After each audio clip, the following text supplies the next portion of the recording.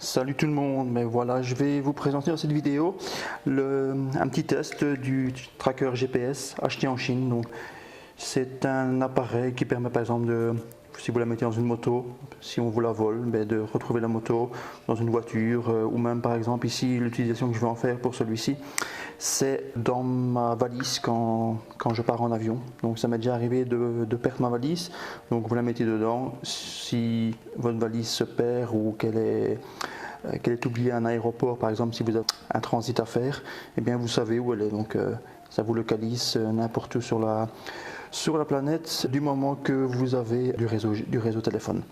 Donc l'appareil, vous voyez, il est assez petit comparé au téléphone, donc c'est vraiment tout petit. Il est fourni avec une batterie et il vous faut une carte SIM téléphonique. Il y a également un câble de recharge, donc si jamais par exemple vous le connectez dans une voiture, il faut qu'il soit quand même alimenté, sinon la batterie elle tient environ une semaine. Donc j'ai déjà laissé sans, enfin j'en ai un deuxième, j'ai déjà laissé sans le câble, ça tient plus ou moins une semaine. Donc vous avez l'emplacement également pour mettre une carte mémoire, donc si jamais vous souhaitez paramétrer le fait de mémoriser les emplacements où le traceur a été, et vous mettez la carte SIM ici. Voilà. Bien sûr, élément très important, il faut désactiver le code PIN. Donc vous la mettez dans un bel téléphone comme ça et vous désactivez le code PIN parce qu'il n'y a pas de clavier pour entrer le code PIN. Donc vous mettez la batterie, vous refermez et il y a un petit bouton on-off ici. Vous maintenez et la lumière, voilà, il y a une petite lumière ici. La petite lumière s'allume, donc là il démarre. On va patienter un petit peu le temps que le signal GPS le signal de téléphone trouve le réseau. Il y a un petit manuel qui est fourni avec. Et tout d'abord, eh bien, il va falloir appeler le traceur. Donc j'ai mémorisé le téléphone ici. On va regarder s'il a deux réseaux maintenant.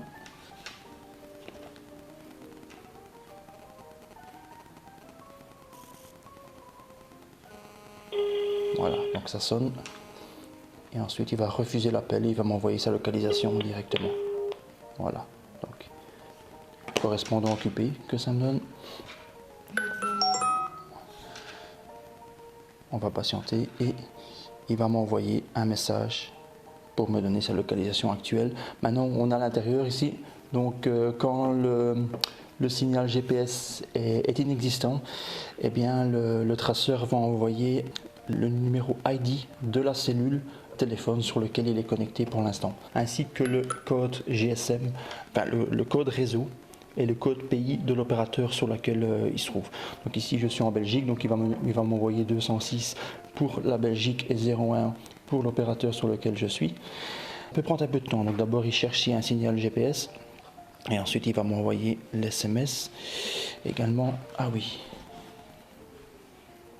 ce qu'il faut également faire, il faut lui envoyer un SMS avec, donc, on va d'abord l'initialiser.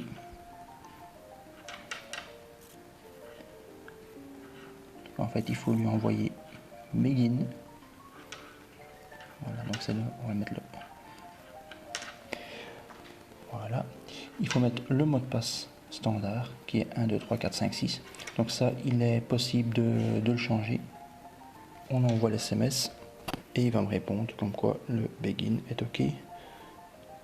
Voilà, donc ça c'est la localisation de tout à l'heure.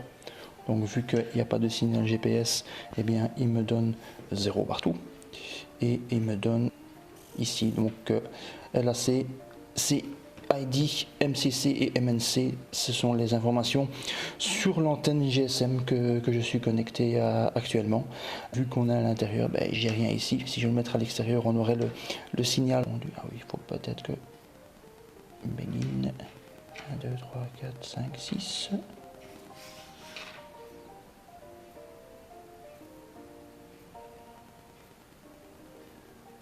Voilà, donc maintenant il m'a bien répondu begin ok.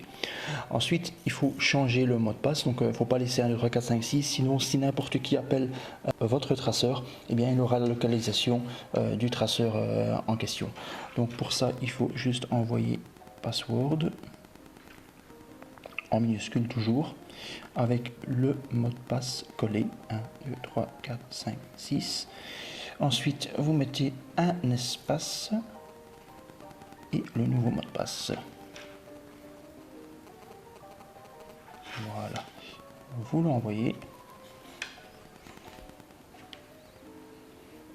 et il va répondre que le mot de passe est bien changé. Si jamais la commande n'est pas bonne, eh bien vous ne recevez rien du tout. Ici ça devrait arriver, je pense qu'il devrait me répondre avec password OK. On va leur envoyer une petite commande. Password 1, 2, 3, 4, 5, 6. Et mon mot de passe. Password erreur. On va réessayer. Ah oui, je mets peut-être en minuscule. Password 1, 2, 3, 4, 5, 6. Espace. Mon mot de passe. Password erreur. Pourquoi password erreur? Il a peut-être déjà été changé. Enfin, peu importe. Ensuite, ce qu'il faut faire, il faut autoriser bien des numéros de téléphone. Donc pour ça, il va falloir mettre votre numéro en tant qu'admin. Donc il faut envoyer admin. Si le mot de passe a été changé, je vais mettre mon nouveau mot de passe ici. Pour le mettre en administrateur, vous pouvez soit appeler 10 fois le traceur, ou soit faire via la commande admin. Donc, et ensuite, le numéro de téléphone en question que vous souhaitez mettre. Donc ici, je vais mettre mon numéro de téléphone. Si le mot de passe a bien été changé, ça devrait me répondre admin OK. Voilà, admin OK. Donc le mot de passe a bien été changé malgré que j'avais pas eu la confirmation ici plus haut. Donc là, c'est bon. Vous savez également définir si jamais la batterie vient à être faible. Ça vous envoie un message toutes les 5 minutes, je pense. Vous savez définir une zone dans laquelle le traceur, si jamais il sort, eh bien, il vous envoie un message. Donc c'est assez pratique. Maintenant, ça ne coûte pas très cher. Vous savez le trouver sur eBay ou en Chine. Sur eBay, vous pouvez le trouver pour une quarantaine à 50 € plus ou moins. Maintenant, je l'avais vu en Chine, donc je vous mettrai le lien dans la description, pour moins de 15 €. Donc j'étais assez sceptique quand j'avais acheté mon premier. Je me dis, bon, si ça marche, tant mieux. Si ça ne marche pas, tant pis, c'est 13 ou 14 €, quelque chose comme ça. Et j'ai été agréablement surpris que ce traceur marche sans problème. Voilà. Je vous mettrai le lien dans la description du traceur. Également, vous avez d'autres commandes. Par exemple, vous pouvez faire un petit check en envoyant check, puis votre mot de passe. Et automatiquement, il va vous envoyer. Voilà, donc l'état du signal GPS. Également, il me dit si oui ou non il a le signal GSM, si oui ou non il a le signal GPS, et si le mode GPRS est activé. En fait, le mode GPRS, au lieu d'avoir des commandes par SMS, c'est via connexion Internet. Donc le traceur est connecté en permanence sur Internet et via une plateforme sur le web, vous savez suivre en temps réel le traceur. Maintenant, bien souvent, ce genre de plateforme, eh bien, il faut payer, donc il faut un abonnement. Au niveau de la batterie également, vous pouvez voir que ça met 84%, donc je l'ai rechargé un petit peu avant de faire cette vidéo. Donc je suis assez content de mon achat, c'est pas mon premier petit traceur comme ça, celui-ci va me servir pour partir en vacances le mois prochain dans ma valise. J'en ai un dans une de mes voitures et c'est assez pratique quand elle ne roule pas en hiver. Eh bien j'active, fait que si elle sort d'un certain périmètre, eh bien elle m'envoie un SMS, comme ça si jamais on me la vole, eh bien je suis mieux informé. Maintenant, si vous mettez ça dans une voiture, n'en parlez pas à trop de monde. C'est pas toujours l'idéal de dire à votre entourage que votre voiture est localisable, sinon ça risque d'arriver aux oreilles des voleurs. Donc si vous avez des questions, n'hésitez pas à vous laisser un petit commentaire. Voilà, salut.